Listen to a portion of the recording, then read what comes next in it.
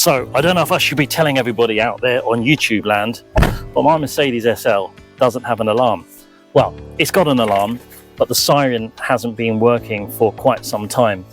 Got my iCar soft, I'm going to plug it in, I'm going to show the fault.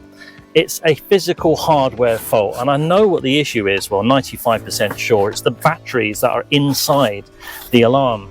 And I did a video, it's down below for you, on how I actually managed to resolve an issue and how I actually managed to reposition my alarm, because it's actually in the wheel well. It's a bit awkward to get to, you've got to take the wheel off and you've got to get in there and remove the liner. It's probably the only Mercedes SL in the world with the actual alarm for the car now mounted in the engine. And today's video, I'm going to get my iCar soft out and show you exactly what it is. There's little batteries inside the alarm. This particular year is 2004, and you'll find other cars like the E-Class and the CLKs also have the same issue. And the batteries are just worn out. It recharges with the car. So first of all, I'm going to show you what I've done. I repositioned the alarm in the engine because I knew I had to do this job.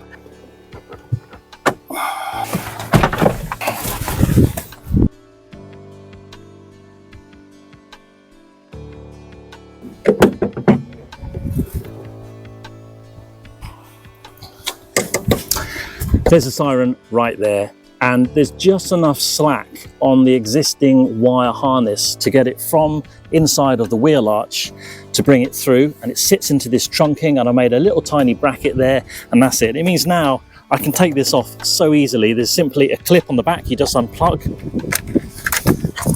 like so. The car will still lock the doors, it's just that your alarm now isn't going to sound, and the batteries are dead inside anyway, so it doesn't really matter.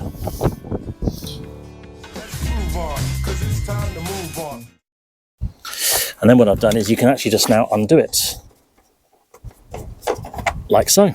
How good is that? One alarm. There you go. So I knew I had to do this job, and that's why I made it easy like that, because I couldn't be bothered taking it off the wheel liner. So this is 21 years old. I've actually sealed it with a little bit of mastic. It's going to come apart nice and easy.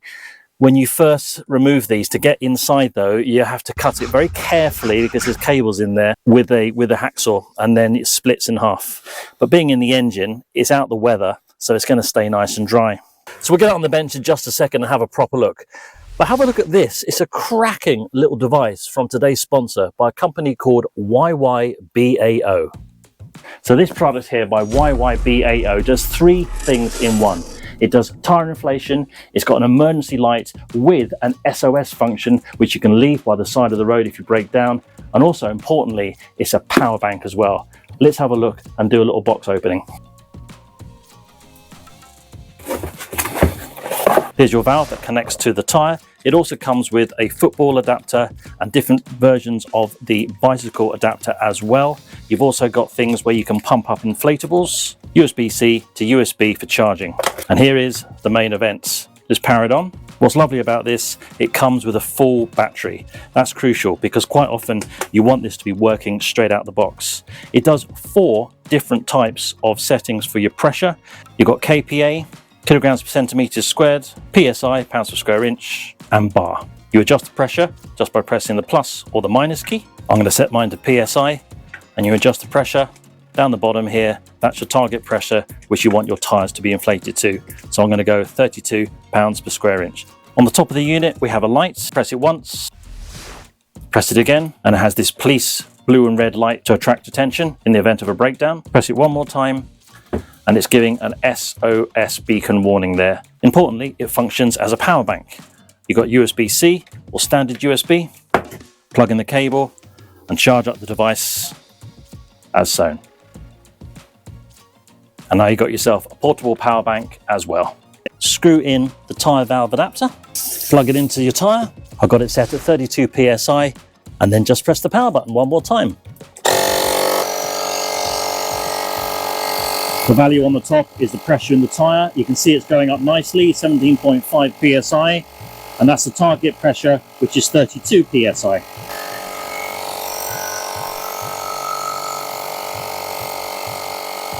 That's it, 32 PSI, all done, and you're ready to go. And the tyre's now inflated, and yet I've still got a full battery in this as well. And you know what? The only thoughts are, I wish I'd got one of these sooner. When I got back to my car the other day, I had a fat tire. Plus the fact there's that peace of mind that you got yourself a power bank as well that you can charge devices up to. There's a link for you below. The company is YYBAO. You can get it on Amazon and they're today's sponsor. Anyway, back to the Mercedes. Right, this is the fault that I got with the iCarSoft and I'll show you. Mercedes-Benz. This is just the software version. You can choose any one you want. I've got 4 different upgrades there. And then you choose the car. Oh, I love using this little iCarSoft. It's actually quite retro. And this was one of the first diagnostic tools that I got. I still love it.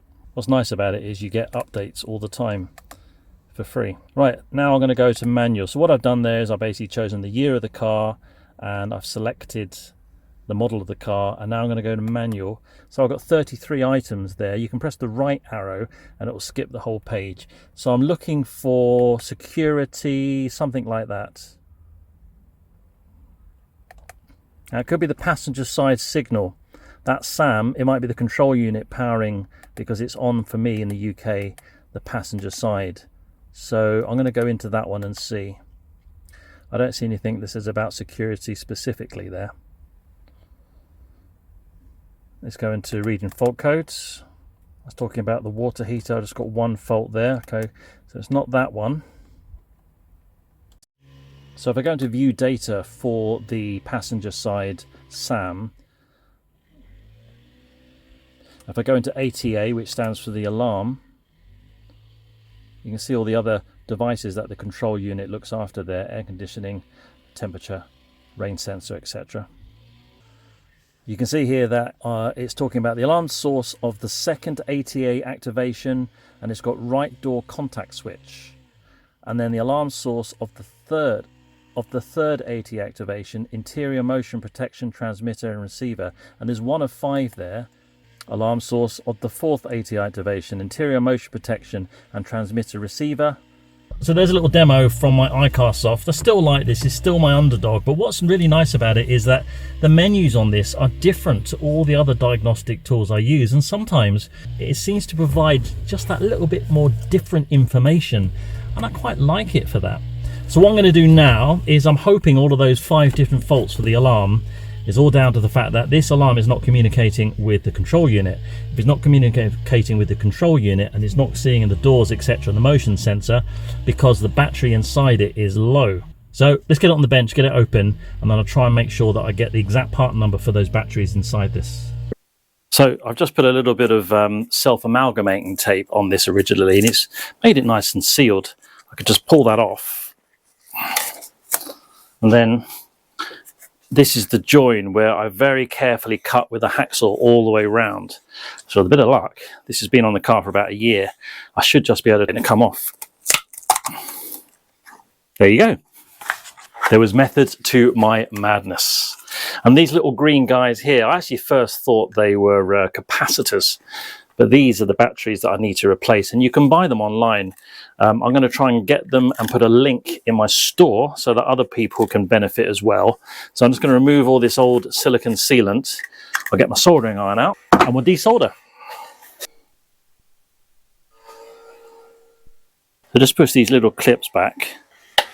There's one there. And then there's just this little lug here. Just be very careful. There it is. That's just your locating datum pin there.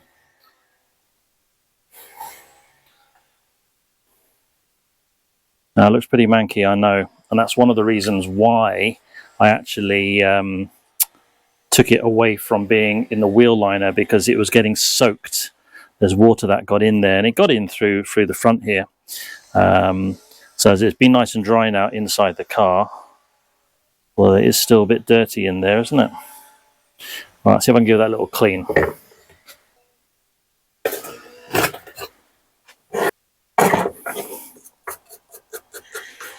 I've just got some contact cleaner here.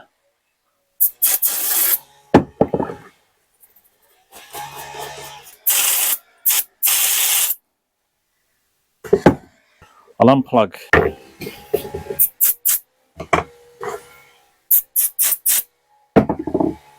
So on closer inspections, there's a little bracket here which looks like it's kind of snapped with some windings on it. And I think realistically this alarm has had its day. I can also see quite a lot of verdigris on the other side there, despite best intentions of cleaning it. So looking at the batteries, to buy 2 new batteries for these isn't far off the price of actually getting a used one. So that's what I'm going to do. But if I typed in my car and put in Mercedes SL R230, which is the chassis, I know that the price are going to be right up. So here's a little tip.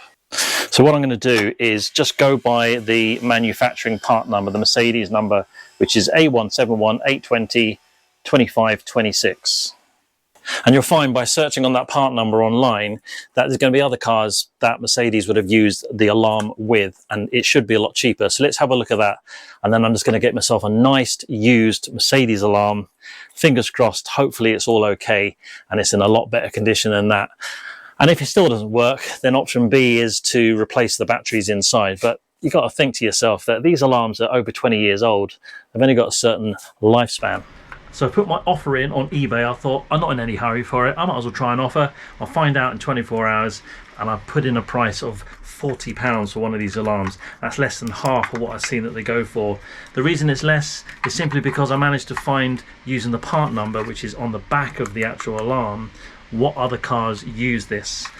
And therefore, it's going to be the right part for the car. Well, he hopes anyway. And if you subscribed, you will get notified when I go to install it. And hopefully I can then clear the codes off my car, because they've been on there for the best part of 3 years because the batteries have gone on my alarm. But importantly, thanks once again for today's sponsor, which is by YYBAO. It's a 3-in-1 tyre compressor, light and power bank. The link's below if you want to know. So if you subscribe, you'll get notified of part 2 of the alarm. I'll see you then. Let's move on, 'cause it's time to move on.